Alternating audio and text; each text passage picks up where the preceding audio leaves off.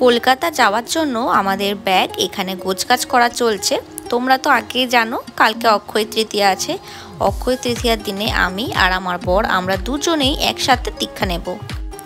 Hello everyone, welcome back to my channel. আমার চ্যানেলে নতুন আরও একটি ব্লগে তোমাদের সবাইকে স্বাগত জানাই।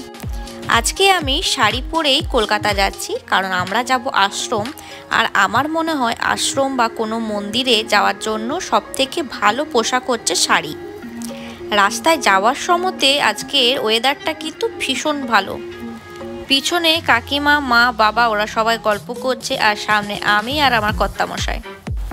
বাইরে দেখছি এখন ঝড় উঠেছে। কলকাতা যাবার পথে এই রাস্তাটা নতুন হয়েছে, তো সেই জন্য খুব তাড়াতাড়ি আমরা পৌঁছে যাব কলকাতা। তো যাবার পথে ওয়েদারটা দেখো শুধু। আমরা একটা রেস্টুরেন্টে ঢুকেছিলাম, তো সেখানে ঢুকে এখানকার যে চাটা খুব ভালো হয়, তো আমরা সবাই মিলে এক কাপ করে চা খেয়ে নিচ্ছি। আর এখানে যে ওয়েদারটা সেটা এখন তোমাদেরকে আমি দেখিয়ে দিলাম। এই খানিকক্ষণের মধ্যে দেখে মনে হচ্ছে ভীষণ জোরে বৃষ্টি আসবে। যেমন ভাবা তেমনই কাজ। তোমাদেরকে বলেছিলাম না, দেখেই মনে হচ্ছে বিরাট জোরে বৃষ্টি আসবে, তো ঠিক তেমনই হলো। এত বৃষ্টি হচ্ছে যে সামনের থেকে কোনো কিছু গাড়ি কি আসছে কোনো কিছু দেখা যাচ্ছে না। দেখতে দেখতে এখন আমরা কলকাতা পৌঁছে গেলাম, আর এরপর আমরা নিবেদিতা সেতু ধরে পৌঁছে যাব আমাদের আশ্রমে। আমরা যাচ্ছি সুখচরে কাঠিয়া বাবার আশ্রম।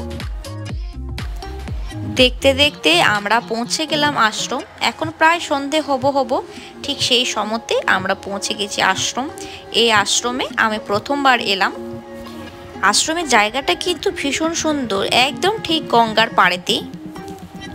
এখন গঙ্গায় চলছে জোয়ার, দেখতে পাচ্ছ একদম ভর্তি ভর্তি জল, সাথে ওয়েদারটা ভীষণ সুন্দর। বিকাল থেকে প্রচন্ড জোরে বৃষ্টি হয়েছে, একদম ঠান্ডা ঠান্ডা ওয়েদার আছে। তাহলে চলো আমরা সবাই মাথাতে একটু করে গঙ্গা জল ছিটিয়ে আশ্রমের ভিতর ঢুকে গেছি। আর এখনো একভাবে বৃষ্টি আর ঝড়। আজকে কলকাতার ওয়েদার ভীষণ ঠান্ডা, কারণ একই তো গঙ্গার পাড়ে আশ্রম, সেই সঙ্গে গঙ্গার ঠান্ডা ঠান্ডা হাওয়া আসছে।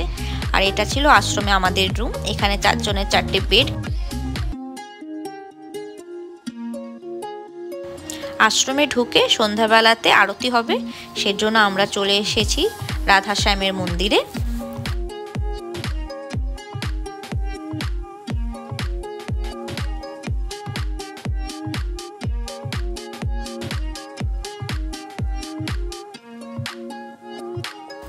আজকের ভিডিওটা এখানে এন্ড করছি। দেখা হবে তোমাদের সাথে আমার দীক্ষার ভিডিও নিয়ে খুব শীঘ্রই। এখনকার মতো বাই বাই।